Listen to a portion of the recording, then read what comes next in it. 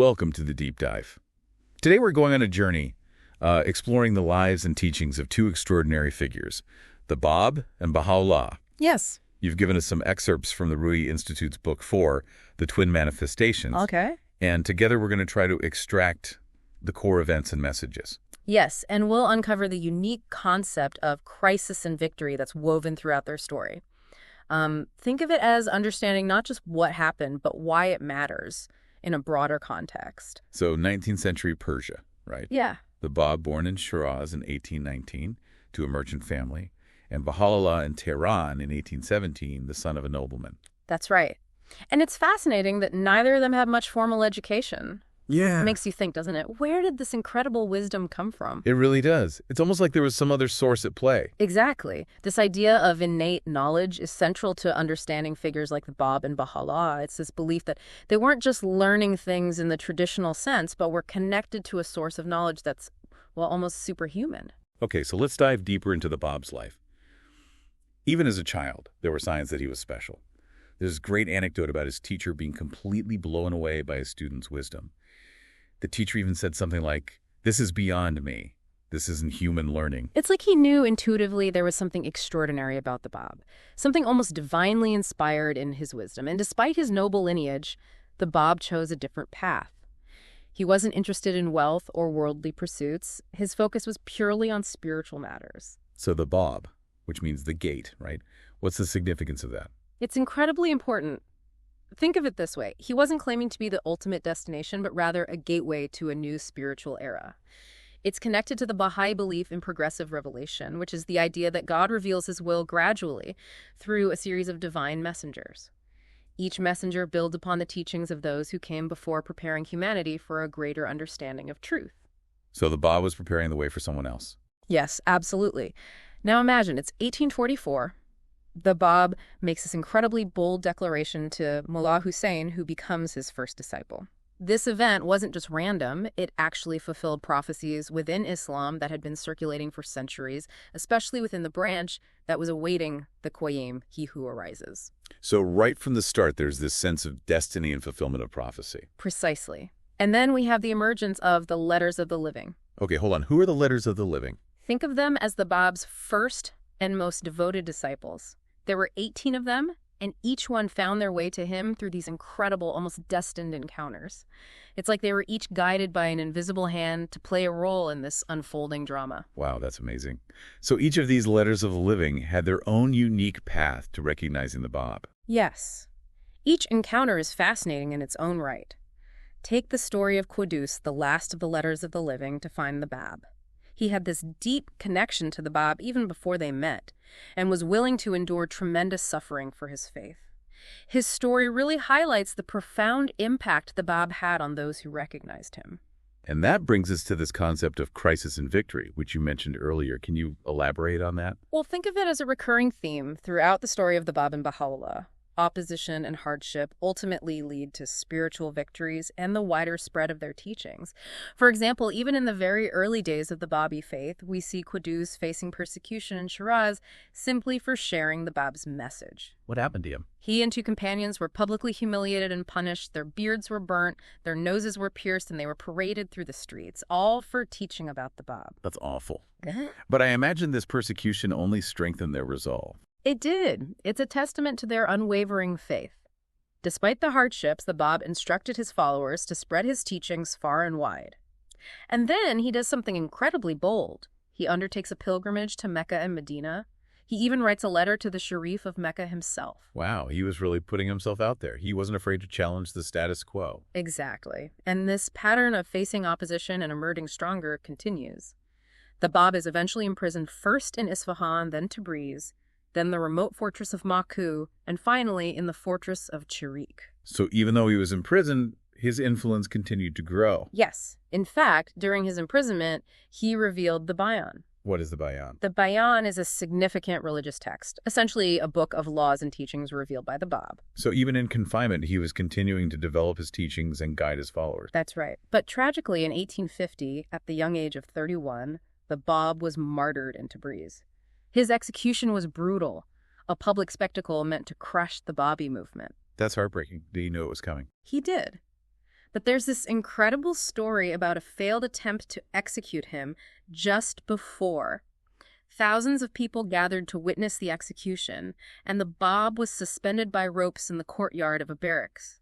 Soldiers fired, but when the smoke cleared, the Bab was unharmed. He was found back in his cell, calmly talking to one of his disciples. Wait, how is it even possible? It's one of those moments that really cemented his status as a divine figure in the eyes of his followers. It's almost like it foreshadowed that something greater was yet to come. Okay, so the Bab is martyred, but his movement lives on. It does, but in a way that no one could have predicted. The Bab's ministry, although short, was a period of intense upheaval, a crisis that would ultimately set the stage for an extraordinary victory. And that victory, I'm guessing, is connected to Baha'u'lláh. You're exactly right. But before we delve into that, let's rewind a bit and explore the early life of Baha'u'lláh. Remember how we talked about innate knowledge?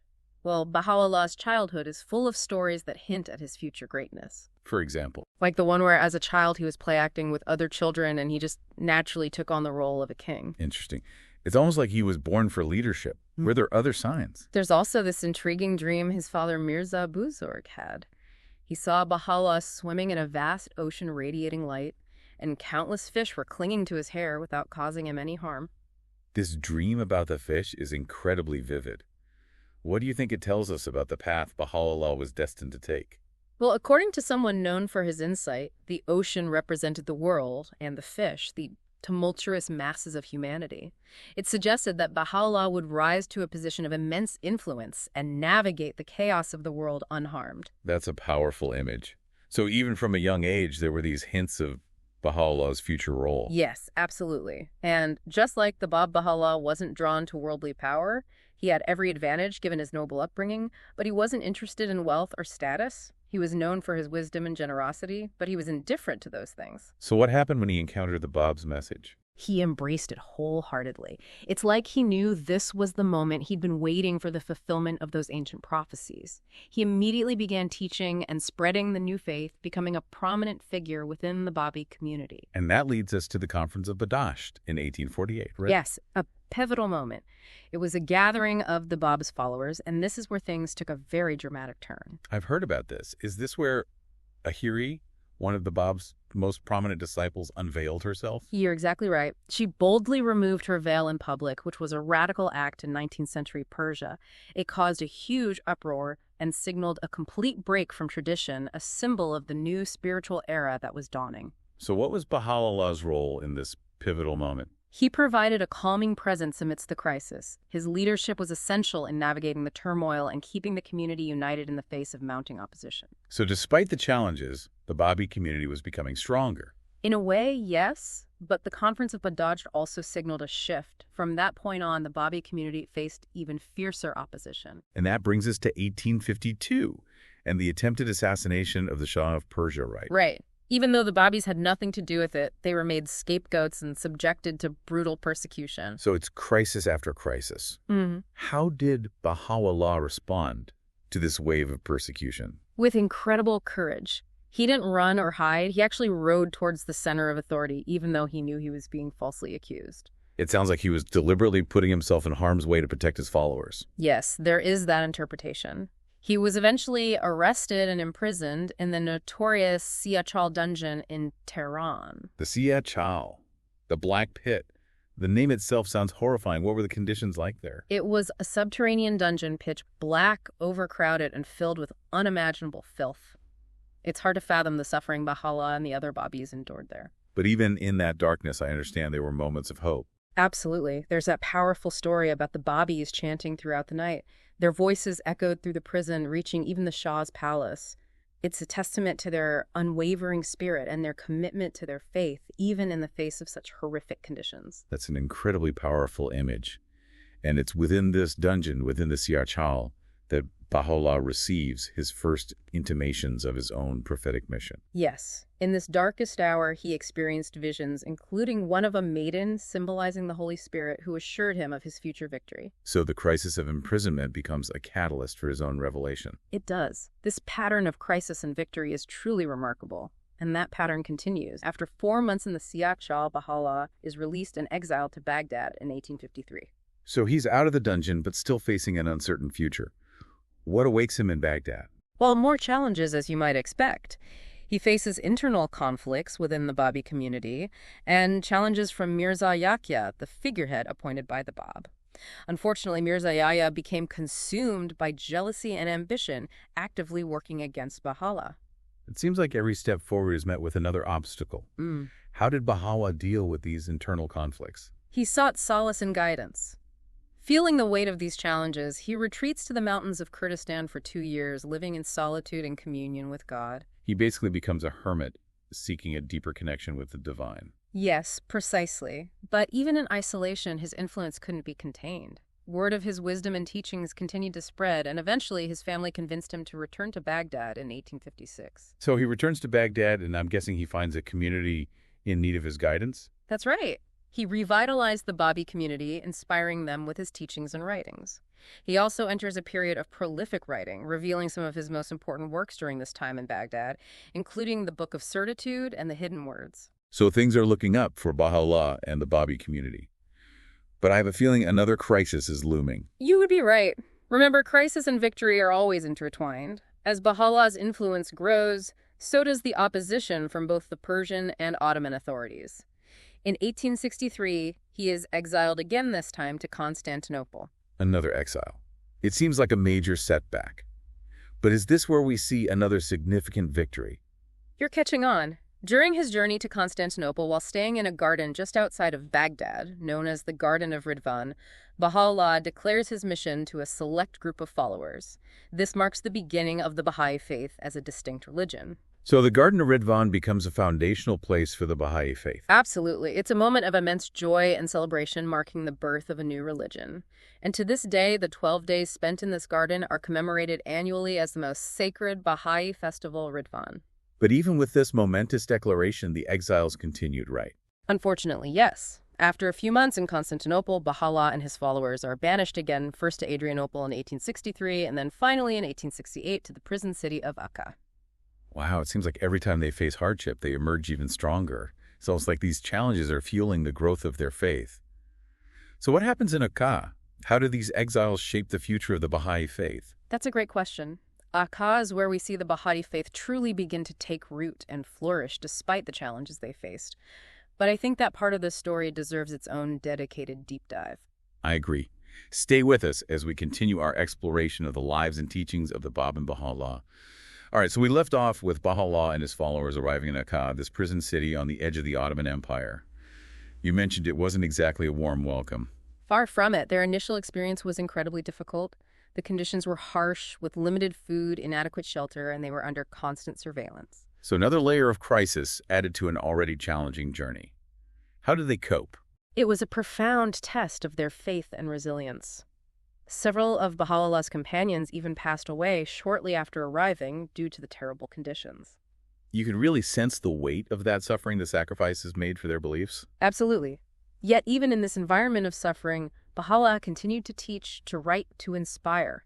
It's truly remarkable. It's like the harsher the conditions, the stronger their resolve became. This concept of crisis and victory is really coming into focus. It is, and thankfully over time, those harsh conditions gradually improved. Baha'u'lláh was eventually allowed to move to a more comfortable house, and restrictions on his followers were eased. So Akka, which was meant to silence him, actually becomes a place where his influence expands. Exactly. Akka becomes a center for pilgrimage, a place where Baha'is from Persia, from across the Ottoman Empire, even from as far away as India, could come and meet. Baha'u'lláh learn from him directly and receive his guidance. That's a pretty incredible turnaround. From a prison city to a place of spiritual significance for a growing global community, what a testament to the power of his message. And Akka itself was transformed. What was once a desolate prison city known for its harshness slowly evolved into a place of peace and spiritual significance, a transformation inspired by Baha'u'llah's presence and teachings.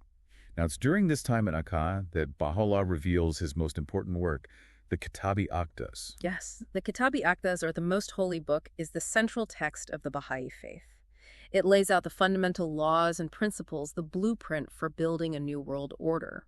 So it's not just about spiritual beliefs and practices, it's also about creating a just and unified society. Exactly. It addresses a wide range of issues, everything from prayer and fasting to marriage inheritance, economic justice, and even the elimination of prejudice. It's like a guidebook for living a life of service, not just to God, but to humanity as a whole. That's a great way to put it. It's about building a world where unity, justice, and equality are the guiding principles. Those are some pretty powerful and universal themes. Yeah, You can see why they would resonate with people from so many different cultures and backgrounds. absolutely.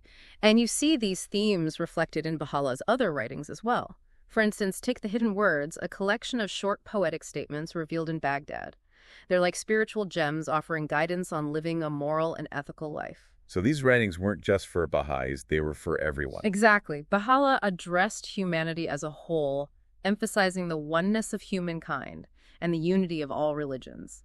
He taught that all religions come from the same source, God, and that they all share essential truths. That's such a relevant message for the world today, given all the divisions and conflicts we see. It's like he was anticipating the challenges we would be facing in the 21st century. He was definitely ahead of his time. His teachings offer a framework for overcoming those divisions, for building a more just and peaceful world. Okay, I'm curious. At this point, is the Baha'i faith attracting attention outside of Persia and the Ottoman Empire? It is, word is spreading, and people from the West are beginning to take notice. In fact, there's this really interesting story about a Cambridge scholar named Edward Granville Brown. Edward Granville Brown. I've heard that name. What's the story? Well, Brown was fascinated by the Babi and Baha'i movements. He traveled to Akka in 1890, 2 years before Baha'u'llah's passing, specifically to meet him. So this was a pretty big deal. It was Western scholars were just starting to learn about the Baha'i faith, and Brown was one of the first to meet Baha'u'lláh face-to-face. He later wrote about his experience describing Baha'u'lláh as a figure of immense presence and spiritual power. Wow. I can only imagine what that meeting must have been like. So at this point, we're seeing the Baha'i faith gain a foothold in the West. Yes, Brown's account and other early encounters played a key role in introducing the Baha'i faith to the West. It started slowly, but from these early seeds, a global community began to take root. Okay, so the Baha'i faith is spreading, Akka is transforming, and Baha'u'llah is revealing his most important works. But I know this isn't the end of the story, right? Right. In 1892, Baha'u'lláh passed away at the mansion of Baiji just outside of Akka. But before he passed, he established a clear line of succession, appointing his eldest son, Abdu'l-Bahá, as the center of his covenant and the authorized interpreter of his teachings. Okay, hold on. Center of his covenant, what does that mean? It means that Abdu'l-Bahá was entrusted with ensuring the unity of the Baha'i community and the proper interpretation of his father's teachings.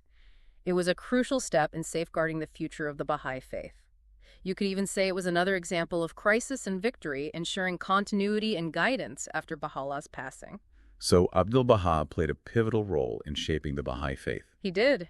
He became a tireless advocate for his father's teachings, traveling extensively to spread the Baha'i message, even visiting the United States in 1912. Wait, he visited the U.S. That must have been a huge step in bringing the Baha'i faith to the West. It was. His travels and talks were instrumental in establishing a strong foundation for the Baha'i community in North America and Europe. He spoke about the oneness of humanity, the importance of eliminating prejudice, and the need for a world order based on justice and unity. His message resonated deeply with people who were searching for spiritual meaning and a path to a better world. It's amazing to think how far the Baha'i faith has come from those early days in Persia to a global presence in the 21st century. It's truly remarkable, and it's a testament to the enduring power of the Bab and Baha'u'llah's message. So what can we learn from their story? What insights can we apply to our own lives and to the challenges we face in the world today? That's a great question, and one that deserves some thoughtful reflection. But I think we've covered a lot of ground already. Maybe it's time to shift gears and explore some of those insights. I agree. Let's delve into the legacy of these remarkable figures and explore what their message means for us today. Okay, so we've seen the Bab's message really take root despite the persecution. And we've followed Baha'u'llah's journey through exile and imprisonment, witnessing the birth of the Baha'i faith. It's a story of resilience and the power of faith. But what does it all mean for us today? Yeah, that's the key question, isn't it? How can we apply the insights from their lives to the challenges we face in our own time? We're bombarded with news about conflict and injustice and division. It can feel overwhelming. Do the teachings of the Bab and Bahá'u'lláh offer any solutions? They do. They absolutely do. Remember that core principle of crisis and victory. It's not just a historical pattern.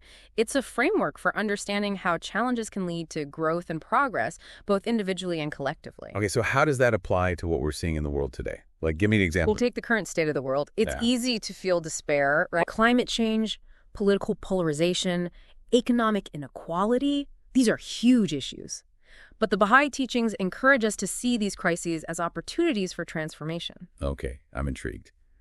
Explain that a bit more. How can we possibly see these global crises as opportunities? Baha'u'lláh taught that humanity is entering a new stage of its collective evolution, a stage characterized by unity and interconnectedness. He saw these crises as birth pangs of a new world order, a world where peace, justice, and unity prevail. So it's like we're going through a period of intense growing pains. Right. But ultimately it's leading us towards something better. Precisely. But it's not a passive process. We have to actively work towards that better future. The Baha'i teachings provide a blueprint for action, emphasizing principles like the oneness of humanity, the equality of women and men, the elimination of all forms of prejudice, and the harmony of science and religion. These are pretty big ideas. How do they translate into real-world action? Like, what can we as individuals actually do? Well, for starters, we can examine our own attitudes and behaviors.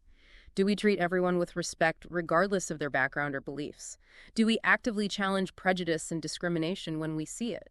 Are we striving to live sustainable lives, minimizing our impact on the planet? You're right. Those are all things within our control. But these global problems feel so massive. Can individual actions really make a difference? Think of it like this. Every act of kindness, every effort to promote unity, every step we take toward living a more just and sustainable life contributes to a collective shift in consciousness. It's like ripples spreading outward from a single stone dropped in a pond. Okay. So by changing ourselves, we contribute to a larger wave of change. Exactly. And that's how we can apply the principle of crisis and victory to our own lives and to the world around us. We face the challenges we learn from them, and we use them as catalysts for positive change. That's a really empowering message. It should be. The Baha'i teachings aren't about passive acceptance. They're about active engagement in building a better world. And it all goes back to the lives and teachings of the Bab and Bahá'u'lláh. They faced incredible hardships, but their message ultimately triumphed. Yeah, they really embody that principle of crisis and victory. They faced persecution, exile, imprisonment, but their faith never wavered, and their message of unity, justice, and peace continues to inspire millions around the world. It's a powerful legacy, and one that challenges us to think about how we can contribute to creating a better future. It does. It invites us to reflect on our own lives, to examine our priorities, and to ask ourselves, how can we be agents of positive change in the world? I think that's a perfect note to end on. A powerful question for our listeners to ponder. Thank you for joining us on this deep dive into the lives and legacy of the Bab and Bahá'u'lláh. It's been a pleasure. We encourage you to explore these teachings further to discover the richness and relevance of the Baha'i faith for yourselves. Who knows, you might just find the inspiration you need to face the challenges of our time and contribute to building a brighter future for all.